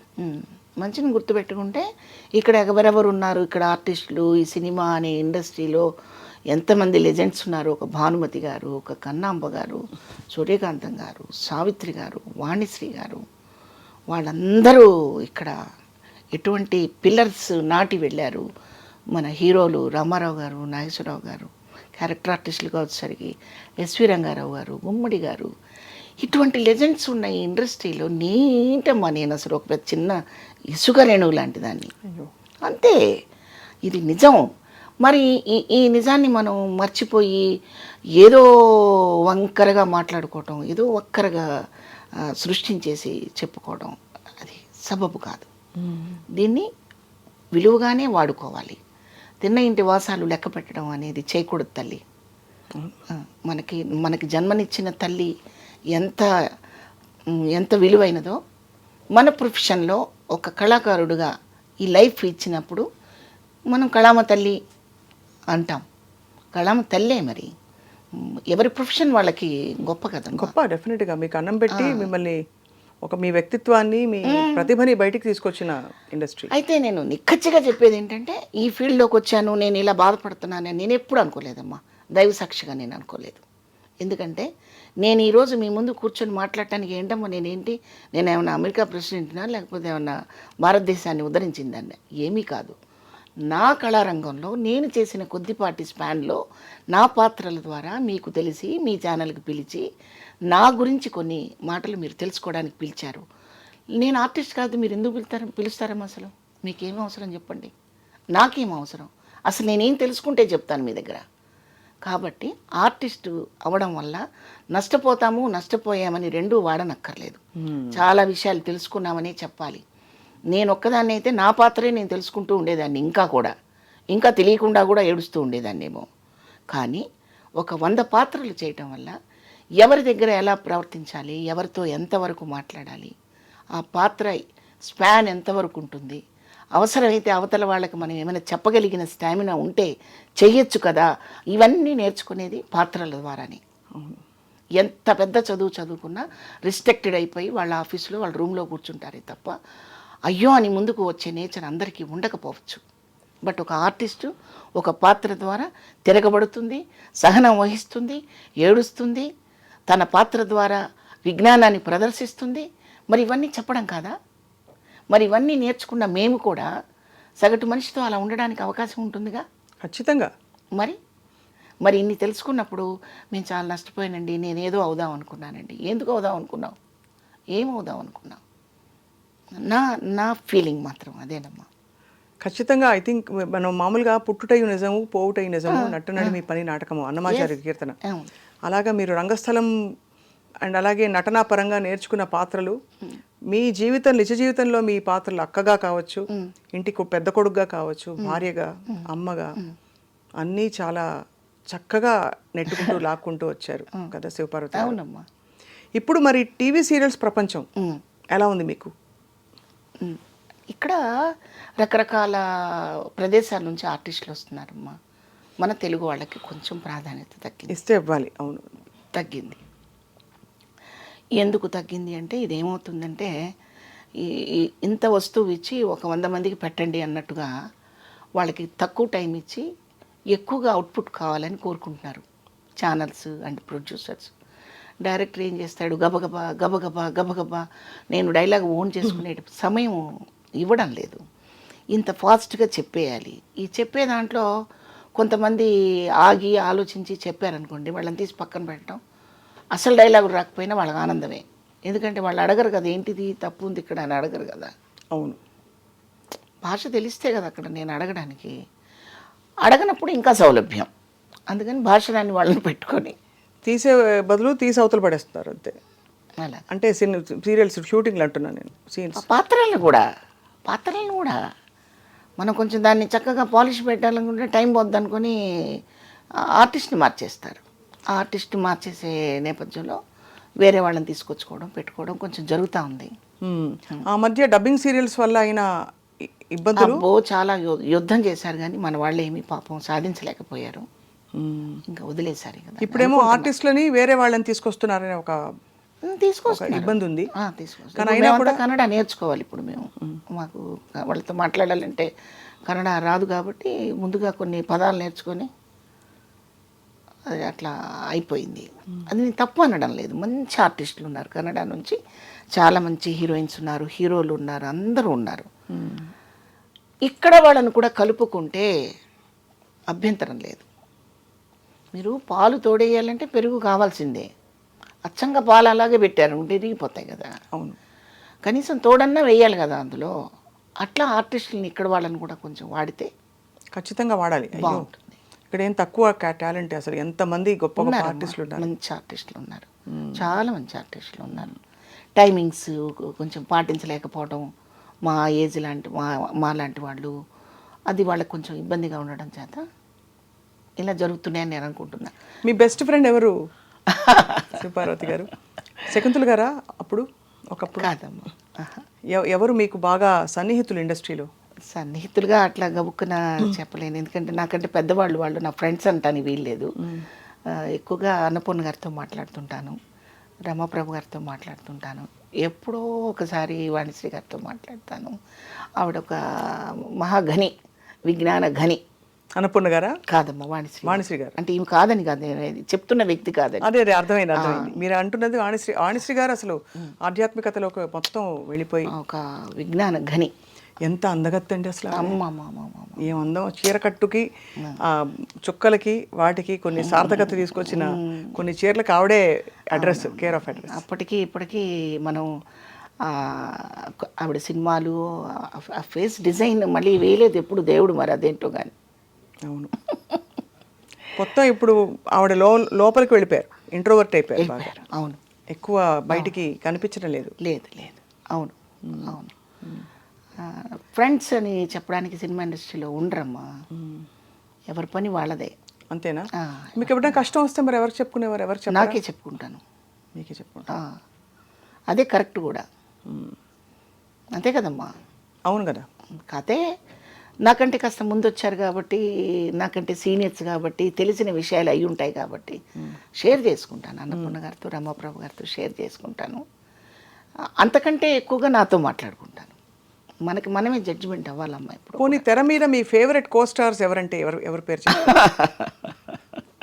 ఇప్పుడా? ఇప్పుడు కానీ అప్పుడు కానీ మీరు బాగా గుర్తుండిపోయి కొన్ని సినిమాలు వాళ్ళతో చేయడం ఒకటో రెండో ఆ నాకు బాగా సందర్భంలో ఇష్టమైన వాళ్ళతో నేను అసలు సినిమా చేయలేదు. ఎవరు? చూస్తూ ఉండడమే, ఆరాధనాపూర్వకంగా చూస్తూ ఉండడమే తప్పితే చేయలేదు. ఎవరు? శివపార్వతి గారు మీకు ఇష్టమైన? సావిత్రి గారు. సావిత్రి గారితో. సావిత్రి గారితో ఆవిడతో చిన్న చిన్న అనుబంధం కూడా ఉంది నాకు, సావిత్రి గారితో. అదే ఈ మానవుడు దానవుడు సినిమా చూస్తూ ఇంట్లో చివాట్లు తింటున్న సమయంలో సావిత్రి గారికి ఇంకా శారద గారికి చాలా పెద్ద పెద్ద ఆర్టిస్టులందరికీ సన్మానాలు పెట్టారు తెనాల్లో. చూద్దామని వెళితే అన్ని గేట్లు మూసేసి ఉన్నాయి, ఏ గేట్లో నుంచి వెళ్ళలేకపోయాను. అలా పడిగాపులు కాసి కాసి కాసి చివరికి ప్రోగ్రాం అయిపోయి బయటకు వస్తున్నప్పుడు ఆమె దగ్గరగా వెళ్ళి ఇలా పట్టుకున్నాను నేను. పట్టుకుంటే ఆవిడ చేతిలో ఉన్న పుష్పగుచ్చం నా చేతికి ఇచ్చి, దెబ్బలు తగులుతాయి దూరంగా ఉండమని అయ్యో అలా బ్లెస్ చేసి నా తల మీద ఇలా చేయి వేసి అలా దగ్గర తీసుకున్నారు. అదే నాకు బ్లెస్సింగ్స్ ఏమో. ఆ మరుసటి సంవత్సరమే నేను స్టేజ్ ఎక్కడం జరిగింది. మనకి గుళ్ళోకి వెళ్ళాక కొన్ని వైబ్రేషన్స్ వస్తాయి కదా అమ్మ. అలా అవును, అట్లా మనకి జరిగితే నేను ఈరోజు గుళ్ళోకి వెళ్ళి వచ్చాను, అందుకే ఇది మంచి పని జరిగిందని మనం నమ్ముతాం కదా. అట్లాగే ఆమెని టచ్ చేసి ఆమె కోసం అంత టైం వెయిట్ చేసి ఆమెను కలిసిన అనుభూతి నాకు చాలా ఆనందంగా ఉంటుంది. ఇంకా తర్వాత ఇక వాణిశ్రీ గారు ఇంకా చెప్పనాలి కానీ మాటలు ఎన్నో ఉంటాయి గుండెల్లో. ఒక యాక్టింగే కాదు, ఆవిడ చీరకట్టు, బొట్టు, హెయిర్ స్టైలు, ఆవిడ హావభావాలు ఒకటని కాదు. చిన్నబాబు చిన్నబాబు అంటుంటే ఆవిడ హావభావాలు చూడాలి. అసలు ఒకటని కాదు. ఆవిడ సినిమాలు ఆల్మోస్ట్ నేను అన్నీ చూశాను. మేకప్ లేని సినిమాలు చూశాను, బాగా తీర్చిదిద్దిన బొమ్మలాగా తయారైన.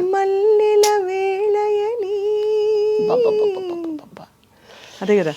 ఏమండి స్వప్న అమ్మ, మీరు ఆ పాట మళ్ళీ చూస్తే ఒక ప్రొఫైల్లో ఉంటుంది షార్ట్, ఆ పెదవి అవును, ఇలా ఆ కదపడం కూడా ఎంత అందంగా.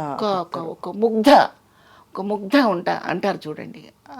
చిన్న పిల్ల, ప్రపంచం తెలియని అమ్మాయి ఎలా ఉందో అలా ఉంటుంది ఆ షార్ట్లో ఆవిడ.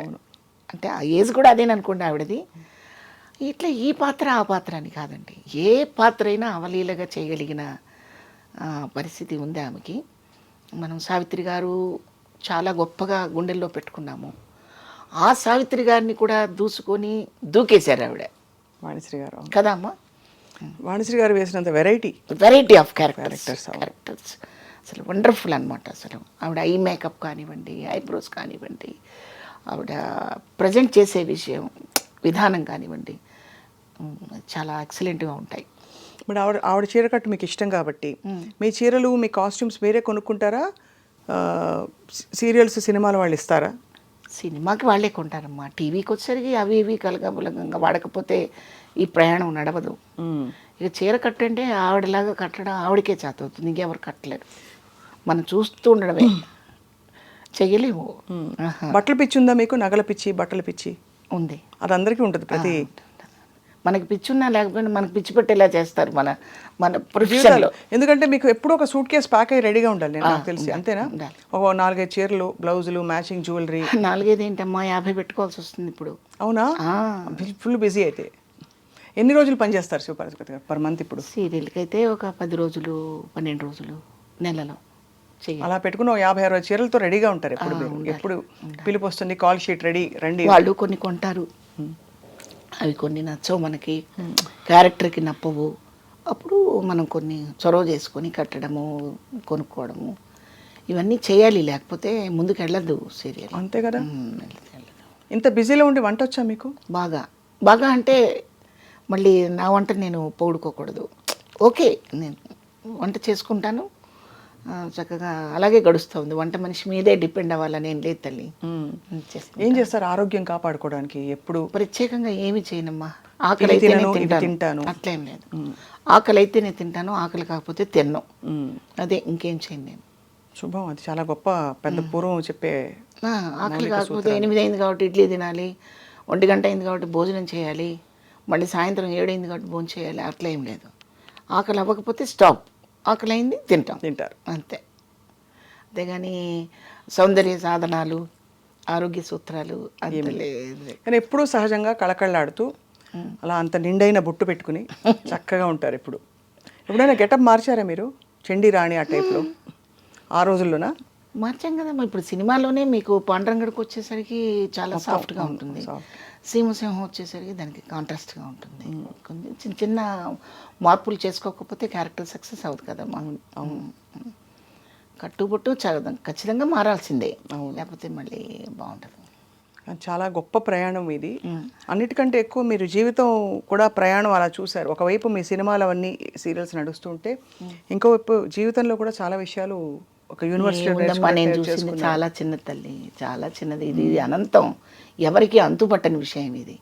ఎవరికి వాళ్ళు నేను చాలా తెలుసుకున్నాను, చాలా నడిచి వచ్చాను అనుకుంటారు. ఏమీ లేదు, ఇదే మొదటి మెట్టేమో, ఇంకా తెలుసుకోవాల్సిన ఎన్ని ఉన్నాయో. ఇప్పుడు నెక్స్ట్ అయితే ఫుల్ బిజీ అయితే సీరియల్స్కి వాటికి. ఏమో తెలీదు, ఇప్పుడు ఇలా అనుకున్నాం, రేపు ఎలా ఉంటుందో తెలీదు. తప్పకుండా మీరు ఎప్పుడు అలా నిండుగా కళకళలాడుతూ కొత్త కొత్త క్యారెక్టర్స్తో మా అందరినీ పలకరిస్తూ ఉండాలని మా కోరిక శివపార్వతి గారు. తప్పకుండా. ఇంత ఇండస్ట్రీ జీవితం చూశారు మీరు శివపార్వతి గారు.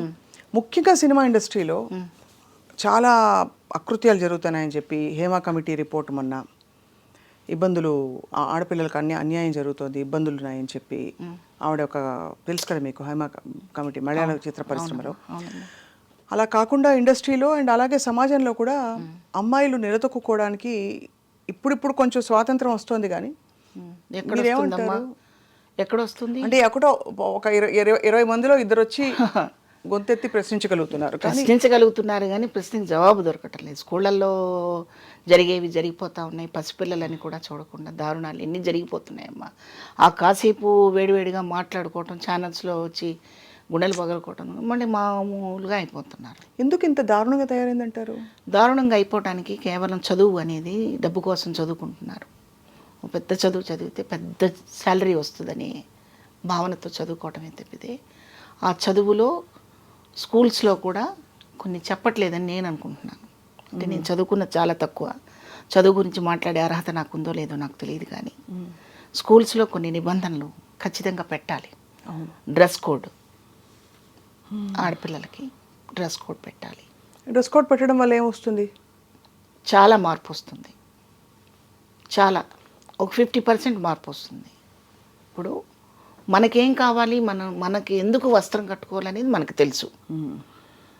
ఆ వస్త్రంలో నుంచి మళ్ళీ ప్రదర్శనలు చేసే పరిస్థితిలో వస్త్రాలు ఉంటే నేను చూడకూడదు, నేను కామెంట్ చేయకూడదు అనడానికి మీకేం అర్హత ఉంది?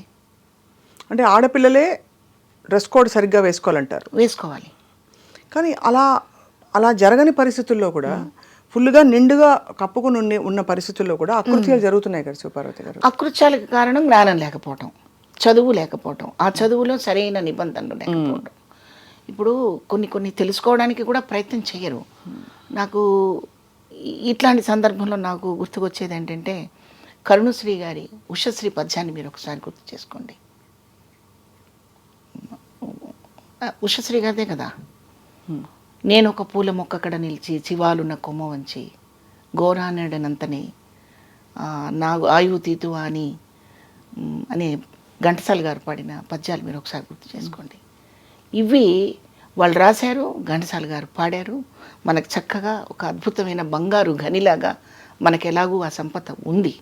కానీ ఆ సంపదని అప్పుడప్పుడు మనం మెళ్ళ వేసుకున్న హారంలాగా వాటిని కూడా బయటికి తీసి చదవాలి, వినాలి. ఓ పక్కన గంగాధర శాస్త్రి గారు మీరు భగవద్గీతని చదవండి వినండి అని, ఓ పక్క చాగంటి గారు, ఓ పక్క గరికపాటి గారు, ఇలాంటి ప్రవక్తలు ఎంతోమంది బయటకు వచ్చి వాళ్ళ ప్రవచనాల ద్వారా ప్రజల్ని చైతన్యం చేయడానికి ప్రయత్నిస్తున్నప్పటికీ కూడా అది ఆపేసి వేరేది చూసుకునే దౌర్భాగ్య స్థితిలో మనం ఉన్నాం. పిల్లల్ని మంచి విషయాలు చూడనివ్వట్లేదు, మంచి విషయాలు విననివ్వడం లేదు. ఈ వెస్ట్రన్ మ్యూజిక్, వెస్ట్రన్ కల్చర్ మీద మనం అలవాటు చేసేసినప్పుడు అట్రాక్షన్, ఒక మ్యాగ్నెట్ లాంటి అట్రాక్షన్కి గురైపోతున్నారే తప్పితే మనిషికి సంబంధాలకి బంధాలకి ఉన్న విలువని తెలుసుకోలేకపోతున్నారు. అక్కడ కేవలం అవసరమే కనపడుతుంది. ఈ అవసరాలతోనే వచ్చే ప్రమాదాలు ఇవి. కానీ మీరు అన్నది రైటే, 100% రైటే. ఆ మార్పు మనకి చాలా సంస్కారవంతమైన కళారంగంలో కూడా చాలా ఉంది, అవసరం ఉంది. అంటే కళారంగంలో పురుషులు స్త్రీలను వేధించట్లేదా? కళారంగంలో ఆడపిల్లల్ని చులకం చేయట్లేదా? వాళ్ళ నేచర్ అమ్మ అది.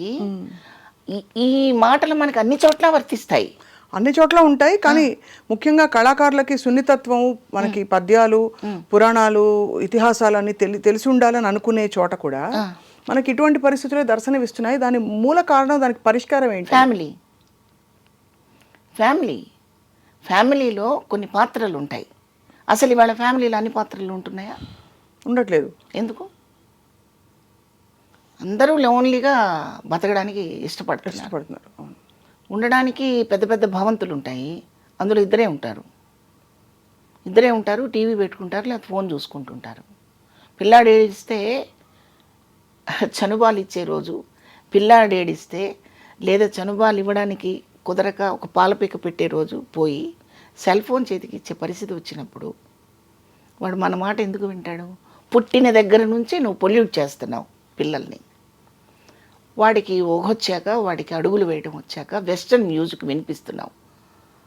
మరి వాడు ఆ వెస్ట్రన్ కల్చర్లో వెళ్ళిపోతాడు. అంటే ఏం చేసినా తప్పు లేదు అక్కడ. మనకి అలా కాదు కదమ్మా. మన ఇండియాలో అలా ఉందా చెప్పండి, మీరు చెప్పండి. ఈ జీవన స్టైళ్ళు మారినప్పుడు ఏం చేసినా తప్పు కాదనే పరిస్థితిలో మగపిల్లలు ఉంటున్నారు. నువ్వు మంచివాడివి కాకపోతే నీ ప్రాణం తీస్తారా అనే తండ్రి లేడు, నీ ప్రవర్తన కరెక్ట్గా లేకపోతే నీకు అన్నం పెట్టను అని తల్లి లేదు. అవునా కాదా చెప్పండి? అంత పట్టించుకోవట్లేదు, అంత నిన్న నేనేదో షాపింగ్కి వెళ్ళానమ్మా, ఏదో కొనడానికి షాపింగ్కి వెళ్ళాను నిన్న సాయంత్రం. మొత్తం షాప్ అంతా తిరిగారు. 5 years బాబమ్మ వెళ్ళిపోతున్నాడు బయటికి. వాడు ఏడ్ చేస్తున్నాడు. ఇంత షాప్ తిరిగారు ఏంటండి, మీకు డ్రెస్ దొరకలేదా, వెళ్ళిపోతున్నారు ఏంటి, వాడు ఎందుకు ఏడుస్తున్నాడంటే వాడికి నచ్చదండి, వాడికి నచ్చదు. 5 సంవత్సరాల పిల్లాడికి ఏంటమ్మా నచ్చదు? అదే కదా చెప్పండి. వాడికి నచ్చదండి, ఇంకో షాప్కి వెళ్దాం అన్నాడు, అందుకని ఇంకో షాప్కి తీసుకెళ్తున్నారు వాళ్ళు. నేనన్నాను, మీరు కొన్నది ఇవ్వడం నేర్పండి, వేసుకోవడం నేర్పండి అమ్మా. వాడికి ఏం తెలుస్తుంది 5 సంవత్సరాల పిల్లాడికి అంటే? లేదండి, రేపు బర్త్డే వాడిది, రేపు వేసుకోవడం చెప్తుంది తల్లి. అది గొప్పగా ఫీల్ అవుతున్నారు. అంటే అంత ఇండిపెండెన్స్ ఇవ్వడం. అది అలా చేయకండి. చాలా వరకు మార్పు వస్తుంది. కానీ మంచి చెడు చెప్పవలసిన బాధ్యత తల్లిదండ్రులదే. షార్ట్ కట్ మెథడ్స్ వెతుక్కుని ఇప్పటికి వాళ్ళ ఏడు పాపితే చాలు అని అప్పటికప్పుడు ఏదో వెతుక్కుంటే, షార్ట్ కట్ మెథడ్స్. అది ఏడిస్తే సెల్ ఫోను, ఏడిస్తే టీవీ, ఆ టీవీలో వాడు ఏది ఎంజాయ్ చేస్తున్నారో అది పెడతారు. మరి అప్పుడు వాడు ఎలా నేర్చుకుంటాడు చెప్పండి? ఇంట్లో ఒక వస్తువు పగలగొట్టాడు అనుకోండి, వాడిని బెదిరించాలి, భయపెట్టాలి, తప్పు అని చెప్పాలి. అలా చెప్పకుండా పోతే పోయిందిలే అని ఒకసారి అంటే వాడు ఇంకా 4 పగలు కొడతాడు. నేను అనుకుంటున్నానమ్మా ఇలా అని. ఆ నేచర్ని బిల్డప్ చేసుకునేది అక్కడే. అవును, అంటే ఆ అశ్రద్ధ నుంచి ఇలా పిల్లలు ఇలా తయారవుతున్నారు, బాధ్యతారహితంగా, తెలియనితనంతో. తర్వాత వాడు ఏమవుతున్నాడు, వాడి మెంటల్ కండిషన్ సరిగా ఉండట్లేదు, మానసిక రుగ్మతలతోటి పెరుగుతాడు వాడు. ఎప్పుడు సెల్ ఫోను, ఈ పబ్జీలు, ఇంకేమిటో ఉంటాయి ఫోన్లో మొత్తం. ఇవి చూసుకుంటూ వాడి మనసు అమ్మని కూడా దుర్మార్గంగా చూసే పరిస్థితికి వస్తాడు వాడు. అమ్మ దగ్గర అలా ప్రవర్తించలేడు కాబట్టి అమ్మాయిలు వెంట పడతాడు, పసిపిల్లలను కూడా దుర్మార్గంగా చిరిమేస్తాడు. కాబట్టి ఫస్ట్ ఎక్కడ మనకి మూలాలు ఉన్నాయో ఆ మూలాల దగ్గర నుంచి దాన్ని రిపేర్ చేసుకుంటూ రావాలి. కానీ వాడు తప్పు చేశాడని వారికి ఉరిశిక్ష వేసినంత మాత్రాన ఎంతమందిని మనం అలా ఉరిశిక్ష వేస్తాం? నేను అనుకుంటున్నాను. మంచి మాట చెప్పారంటే ఈ పునాదులు సరివ్వకపోతే చాలా మందికి నచ్చకపోవచ్చు నేను చెప్పే విషయం. నచ్చకపోవచ్చు కాదు, నచ్చదు. ఒక వయసు వచ్చాక అమ్మాయి అమ్మలాగానే ఉండాలమ్మా. అమ్మాయి అయినా అమ్మలాగానే ఉండాలి. అమ్మాయి వాడి ముందు వేరే రకంగా కనిపిస్తుంది అనుకోండి, వాడు క్రమశిక్షణతో పెరగడమ్మా, పెరగడు, ఖచ్చితంగా పెరగడు. వాడు వాడి భార్యకి ఏం చెప్తాడు? చెప్పలేడు, ధైర్యం లేదు. అమ్మ అయితే భరిస్తుంది, కానీ ఎంత కష్టమైనా భార్య భరించదు కదమ్మా. అంతే, నిజమే. డైవర్ట్స్ ఇవ్వడానికి 5 నిమిషాలు రెడీగా ఉంటారు. అందుకని మా పిల్లలు భయపడుతున్నారు. వీళ్ళ పిల్లల్ని మందలించడానికి వాళ్ళు భయపడుతున్నారు. స్వేచ్ఛ స్వేచ్ఛ స్వేచ్ఛ. ఈ స్వేచ్ఛ పర్వంలో ఏవేవో జరిగిపోతుంటాయి, ఎన్నో జరిగిపోతుంటాయి.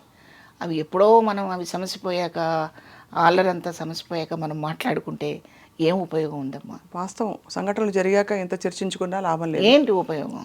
ఎవరికి వాళ్ళు, ఆ కుటుంబాలు బాగా బాగుపడితే పిల్లలు కూడా బాగుపడతారు, వాళ్ళ విలువలు కూడా ఉదయాన్నే లేవగానే నువ్వు దేవుణ్ణి చూడాలి అని చెప్పండి. ఇంట్లో నువ్వు చూడాలి ఖచ్చితంగా. ఏది? పాలు తాగి కాస్త నాకు అన్నం పెట్టు అనే ఏజ్ దగ్గర నుంచి, ఎందుకమ్మా పసిబిడ్డల్ని పెట్టుకొని ఇలా దండం పెట్టించేవాళ్ళం చిన్నప్పుడు. నాకు బాగా గుర్తు. గుళ్ళల్లో ఇలా పసిబిడ్డల్ని తీసుకుని ఒళ్ళో కూర్చోబెట్టుకొని రామ్ రామ్ రామ్ అను నాన్న అంటే వాళ్ళ అలా ఎంజాయ్ చేసి ఇట్లా అంటూ ఆడుకునేవాళ్ళు పిల్లలు. అది అలవాటైపోతుంది. అవును కదా. మరి అది అలవాటు చేయకుండా అసలు ఇంట్లో ఓ పూజ చేసుకోవాలి, దేవుడిని పొద్దున్నే లేచి చక్కగా ఫ్రెష్గా ఆ శుభోదయాన్ని ఎంజాయ్ చేయాలి, దేవుడికి దండం పెట్టుకునే బయటికి వెళ్ళాలి అని చెప్పే కుటుంబాలు చాలా కొద్దిగా కనిపిస్తున్నాయి వాళ్ళ రోజున. చెప్పిన వాళ్ళు శత్రువు అవుతున్నారు. అవును. ఇంకా చెప్తే చాదస్తం అంటారు, ఇంకా చెప్తే తీసుకెళ్ళి ఓల్డేజ్ పడేస్తారు. కాదంటారా? కరెక్ట్గా అన్నారు. మరి అప్పుడు ఇలాంటివి జరుగుతూనే ఉంటాయి.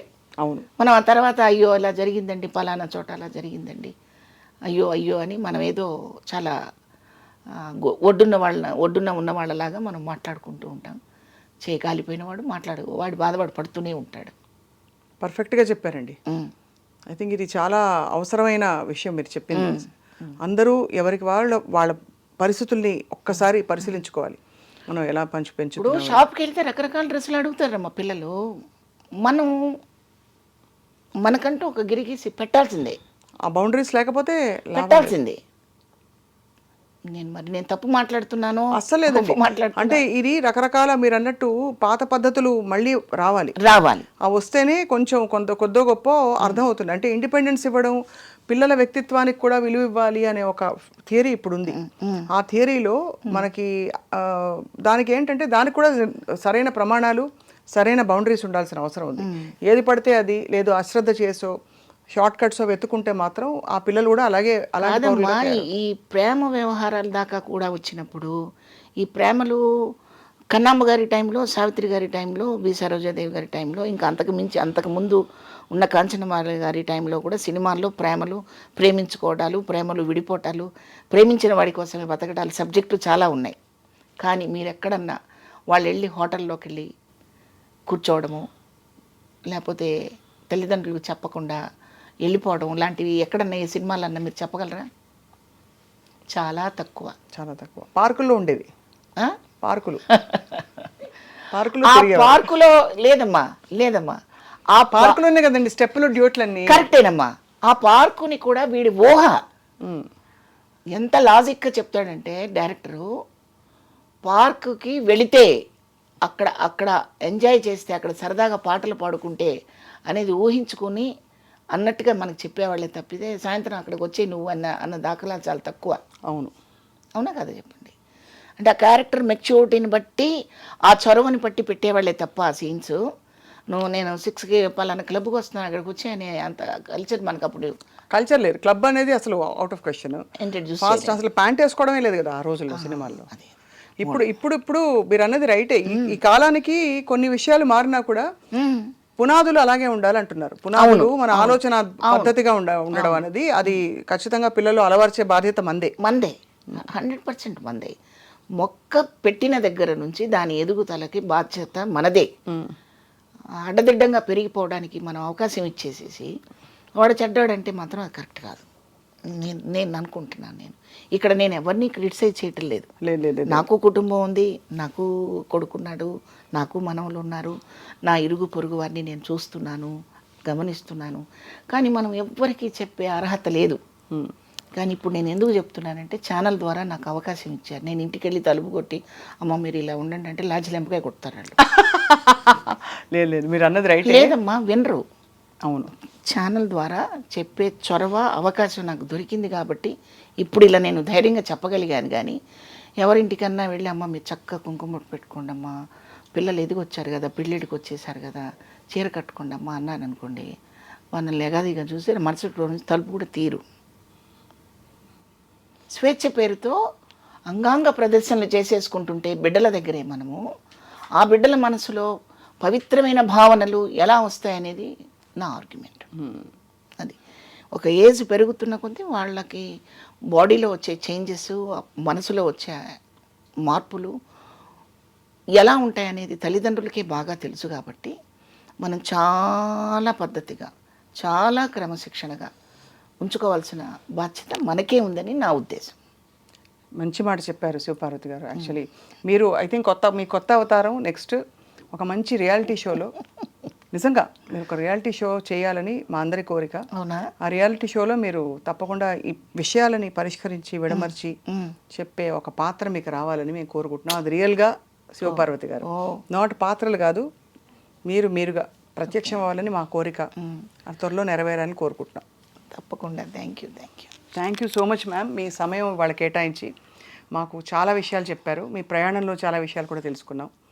ఒక సందర్భం మీరు అనుమతిస్తే మీతో మేము షాపింగ్ వస్తాం. రండి, హాయిగా వెళ్ళి బోల్డ్ చీరలు కొనుక్కుందాం. రండి, తప్పకుండా. Thank you. నాకు చాలా సంతోషంగా ఉందమ్మా. చాలా చక్కగా కావాల్సిన విషయాలు మాట్లాడుకున్నాం. చాలా థ్యాంక్స్ అండి. విషయాలు కాకుండా తప్పకుండా ఐ థింక్ కుదిరితే కప్పు కాఫీ, వీలైతే 4 మాటలు మళ్ళీ. Thank you very much. Right.